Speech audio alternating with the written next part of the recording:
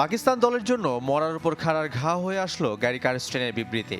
টি-20 বিশ্বকাপ থেকে man in গ্রিনদের বিদায়ের পর তিনি এক হাত নিয়েছেন বাবর শাদাবদের। বিশ্বকাপের আগে পাকিস্তানের দায়িত্ব নেন প্রোটিয়া কোচ, তবে কয়েকদিনেই দলের অন্তর্কোন্দলে হয়ে পড়েছেন বিরক্ত। বিশ্বমানের থার্মিক্স রড, সালাম স্টিল থার্মিক্স, দেশের একমাত্র থার্মিক্স রড। পাকিস্তানের স্থানীয় গণমাধ্যমের দাবি, দলের কঠোর সমালোচনা করেছেন কারস্টেন। প্রশ্ন তুলেছেন ক্রিকেটারদের ফিটনেস নিয়েও। পাকিস্তানের দলে কোনো ঐক্য নেই।